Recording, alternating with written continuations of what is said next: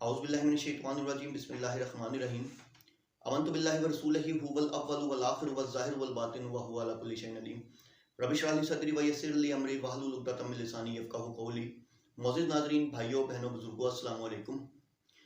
एक भाई का सवाल है, गुस्ल के हवाले से ही है, लेकिन उनका सवाल ये है कि हम बिस्तरी के बाद जो गुस्ल होता है वो तो चलो समझ आ गई, लेकिन गुस्ल वाजिब कब होता है?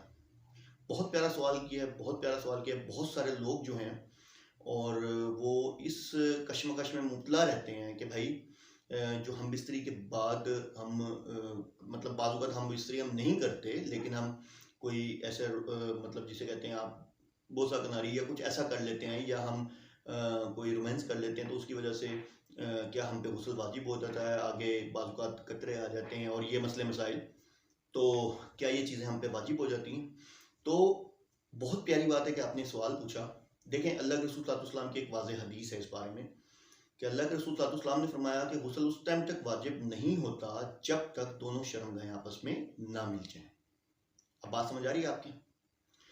ये तो हो गई एक हदीस के आपको वाज़ेह चीज़ समझ आ गई कि गुस्ल वाजिब कब है, ठीक है। भले उसके बाद मनी का खराज हो या ना हो, नजासत हो या ना हो, लेकिन अगर खतने आपस में मिल गई हैं, यानी कि शर्मगाहें आपस में मिल गई हैं, तो गुस्ल वाजिब हो गया। ये तो आपके सवाल का वाज़ेह जवाब है, अल्लाह के रसूल सल्लल्लाहु अलैहि वसल्लम की हदीस है इस बारे में, ठीक है।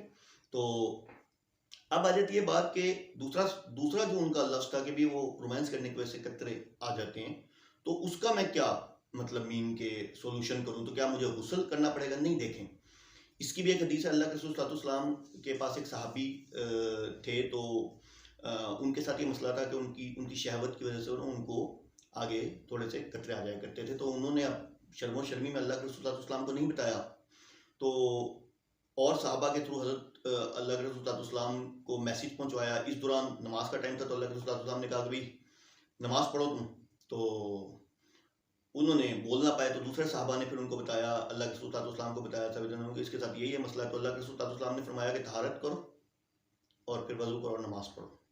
तो इसका बेस्ट वे ये है, आप अपनी शलवार जिस जगह से आप समझते हैं ख़राब है वहाँ से साफ़ कर लें, तहारत करें और उसके बाद वज़ू करें, नमाज पढ़ें। दीन बहुत सादा है, दीन बहुत सादा है।